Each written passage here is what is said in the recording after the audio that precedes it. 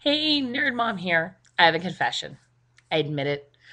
Not only have I been watching GCB on ABC, I've really been liking it. I wasn't sure I was going to watch it because I know what GCB stands for, and I was afraid it was just going to be Christian bashing.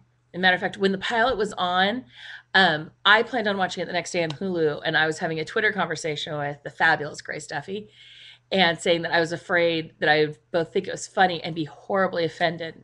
She responded because she was watching it live. I would be. Well, I found it funny and I was just a little offended.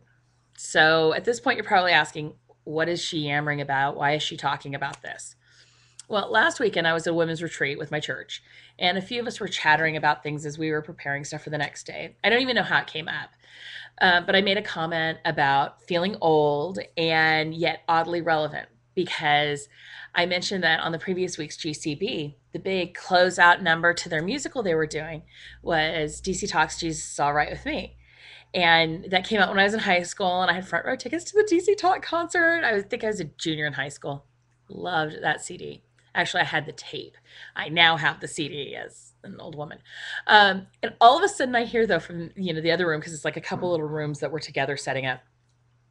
Jackie, don't tell me you watched that show. Well, I was thrown off for a second, and I responded I didn't understand why not. Yes, I know what it stands for, but it's actually about a specific group of girls who went to high school together, and it's not just bashing Christians. And I also, it's funny because we all know people like that. And I mean, well, it's funny. I mean, I actually heard in real life as a child that boobs help your cross hang straight. And no, I wasn't raised in the South. My family, a lot of my mother's side of the family is Southern, but I was raised, Central California. But, these are things I heard in real life. So, granted, I have issues with their pastor and their little church and the statements they make. And I'm sure those will be posted later on because, hey, it gives me something to, yammer about. But the reason I was really given to why I shouldn't be watching this show? Well, it's the non Christians will think that we're all like that. And something along the lines about that it's okay to ridicule and dismiss us. It struck a chord with me, but maybe not the chord it was aimed to strike. Because do we really think that if we, as Christians, don't watch this show, don't laugh at this show, don't admit liking this show, that non Christians are going to just go, oh, those people must not exist in the church? I mean, I think it's our inability to laugh at these characters, our inability to point out the fact that these are farcical caricatures of Christians that makes people outside the faith and outside the church go, don't be around those people. They're like that. I mean, look, they get so mad when somebody makes fun of, somebody who'd go get their daughter plastic surgery and say that it's because it helps your cross hang straight. Though we all know that those people exist. I mean, I think that we're just taking ourselves a little too seriously.